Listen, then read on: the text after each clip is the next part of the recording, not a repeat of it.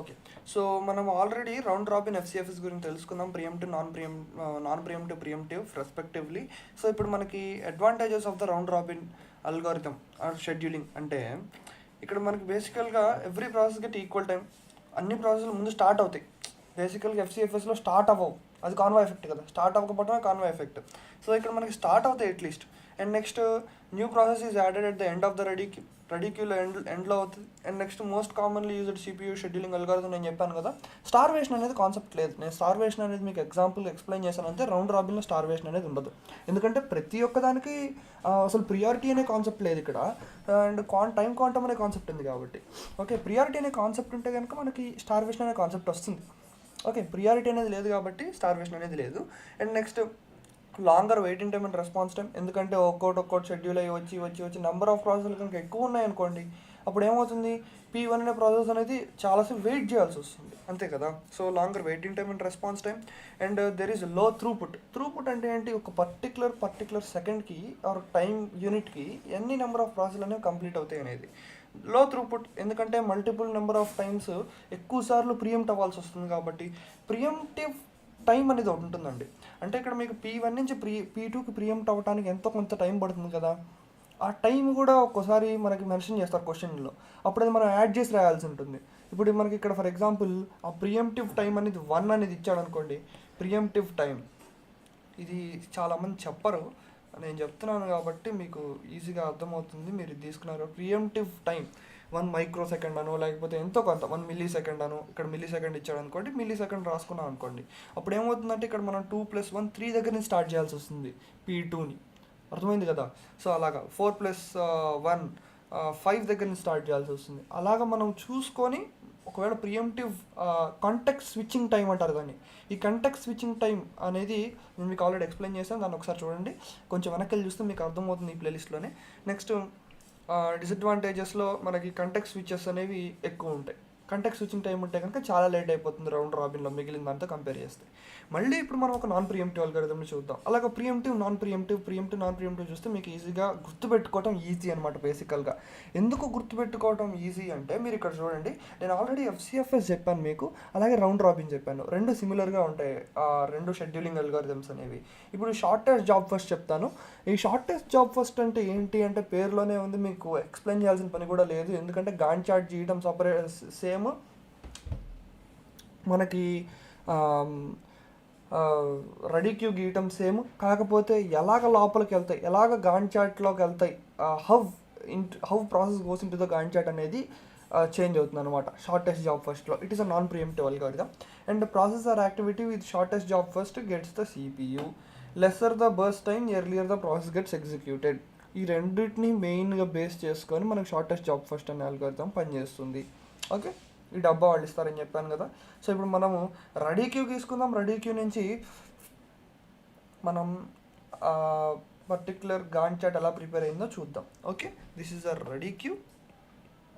First at 0, ఇక్కడ మీరు చూస్తే 0 దగ్గర ఏ ప్రాసెస్ లేదు కాబట్టి 0 to 1 మన యొక్క CPU ఐడిల్ అని చెప్పి రాసుకోవాలి. ఇది ఒక పర్టికులర్ కేసు.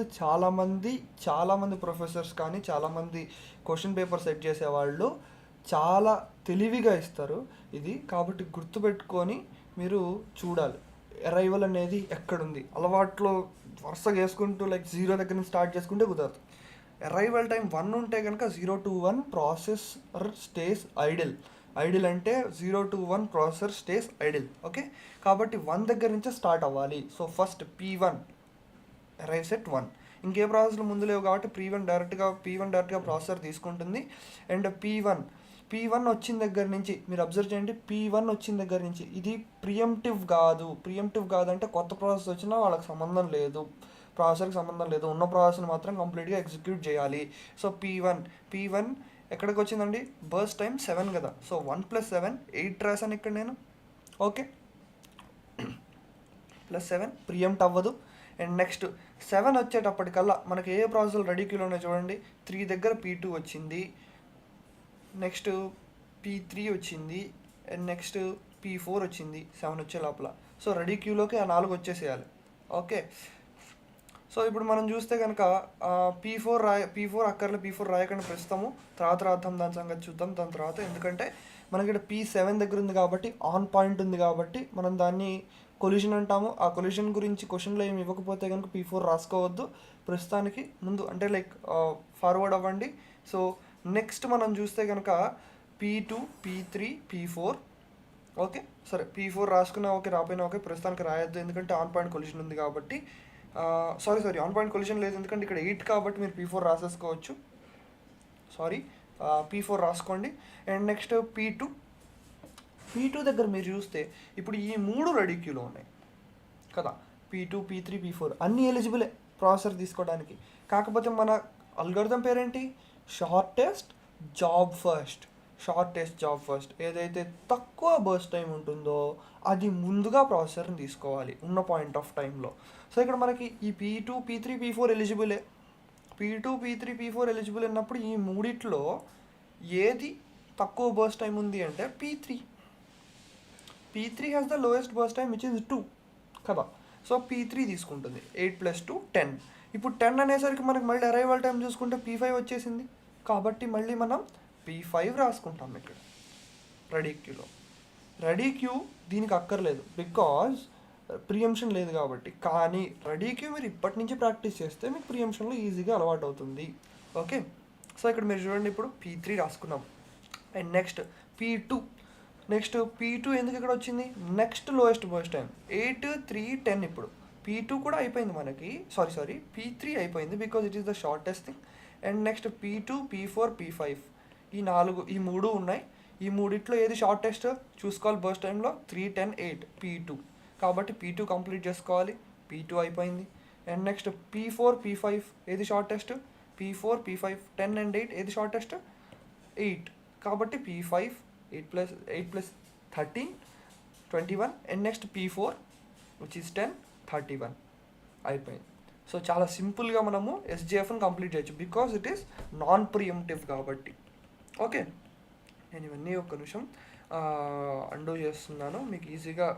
ఈసారి దీని యొక్క నోట్స్ అనేది మీకు ఇక్కడ ఆల్రెడీ మెన్షన్ చేశాను కాబట్టి మీరు డిస్క్రిప్షన్లో లింక్ ఉంటుంది. ఈ వీడియోస్లో ఈ ప్లేలిస్ట్లో ఏదో ఒక వీడియో కింద డిస్క్రిప్షన్లో ఉంటుంది. ప్రతి దాని కింద పెట్టడం కష్టం కాబట్టి ఏదో ఒక దాని కింద పెట్టి ఉంటాను. ఒకసారి డిస్క్రిప్షన్ ఒకసారి ఓపెన్ చేసి చూడండి, మీకు లింక్ దొరుకుతుంది. ఈ నోట్స్ అంతా కూడా మీకు ఇక్కడ దొరుకుతుంది అనమాట. Okay, so TAT turn around time same as FCFS, same as round robin. Completion time నుంచి అరైవల్ టైం తీసేయాలి. కంప్లీషన్ టైం ఎలా క్యాలిక్యులేట్ చేస్తామండి అంటే ఇటు సైడ్ నుంచి రైట్ టు లెఫ్ట్ చూసుకోండి. P4 completion time 31, P5 completion time 21, P2 completion time 13, P3 completion time 10, P1 completion time 8. వాటిలో నుంచి అరైవల్ టైం తీసేయాలి. అరైవల్ టైం వాళ్ళు క్వశ్చన్లో ఇచ్చారు, దాన్ని బట్టి ప్రకారం తీసేస్తే యావరేజ్ 57/5 వేసుకోవాలి బికాజ్ 5 ప్రాసెస్లు ఉన్నాయి కాబట్టి. ఎన్ని ప్రాసెస్లు ఉంటే కింద డినామినేటర్లో అంత నెంబర్ వేసుకోవాలి. వెయిటింగ్ టైం అంటే turn around time minus burst time already క్వశ్చన్లో ఇచ్చారు, దానిలో తీసేసి మీరు 27/5 వేసుకుంటే మీకు బర్స్ట్ టైం అనేది వచ్చేస్తుంది అనమాట. సో దీని యొక్క అడ్వాంటేజెస్ ఏంటో చూద్దాం. ఇప్పుడు షార్టెస్ట్ మ్యాక్సిమం త్రూపుట్ ఉంటుంది. త్రూపుట్ అంటే నేను ఆల్రెడీ చెప్పాను మీకు, ఒక పర్టికులర్ పాయింట్ ఆఫ్ టైంలో మీకు ఎన్ని నెంబర్ ఆఫ్ ప్రాసెస్ కంప్లీట్ అవుతుందని త్రూపుట్. సో ఇక్కడ మ్యాక్సిమం త్రూపుట్ ఉంటుంది ఎందుకంటే ఒక పర్టికులర్ పాయింట్ ఆఫ్ టైంలో చాలా ప్రాసెస్లు కంప్లీట్ అవుతాయి. 8 దగ్గర లైక్ 1 ప్రాసెస్ కంప్లీట్ అయిపోయింది, 10 దగ్గర 2 ప్రాసెస్లు కంప్లీట్ అయిపోయినాయి, 13 దగ్గర 3 ప్రాసెస్లు కంప్లీట్ అయిపోయినాయి అలాగా. సో ఇక్కడ మ్యాక్సిమం త్రూపుట్ ఉంటుంది. And minimum average waiting time and turnaround time అనేది వస్తుంది. గుర్తుపెట్టుకోండి, ఇట్ ఈస్ ఆబ్జెక్టివ్ బిట్ అనమాట. ఇది ఏంటి అంటే minimum average waiting time and turnaround time SJFలో వస్తుంది. ఓకే, డిసడ్వాంటేజెస్ ఏంటంటే స్టార్వేషన్ నేను మీకు ఆల్రెడీ చెప్పాను. స్టార్వేషన్ అంటే ఏంటో మీకు అర్థం కాకపోతే ఒక్కసారి ప్రీవియస్ వీడియోలో కానీ లేకపోతే రౌండ్ రాబిన్ షెడ్యూలింగ్ చెప్పినప్పుడు కానీ చూడండి. And cannot be implementable. ఎందుకు ఇంప్లిమెంట్ చేయలేము అంటే burst time cannot be known before. Okay, burst time తెలిస్తేనే కదా మనము SJF చేయగలిగింది. ఈ బర్స్ట్ టైం అనేది P1 అనే ప్రాసెస్ యొక్క బర్స్ట్ టైం ముందే క్యాలిక్యులేషన్ అనేది రియల్ టైంలో జరగదు. అర్థమైందా? రియల్ టైంలో బర్స్ట్ టైం క్యాలిక్యులేట్ చేయడం ఈజ్ నాట్ పాసిబుల్. ఒక ప్రాసెస్ అనేది ఫర్ ఎగ్జాంపుల్ మీరు ఒక Spotify ఓపెన్ చేస్తే దాంట్లో ఉన్న ప్రాసెస్ ఏదో ఒక ప్రాసెస్ అనేది ఇంత బర్స్ట్ టైం తీసుకుంటుంది అని చెప్పి ముందే చెప్పలేం. కాబట్టి ఇది practically not possible. Shortest job first అనేది మీకు అర్థమైంది అనుకుంటున్నాను. అర్థమైతే కనుక సబ్స్క్రైబ్ చేసుకోండి. అండ్ ఆల్సో నెక్స్ట్ వీడియోలో మనం షార్టెస్ట్ రిమైనింగ్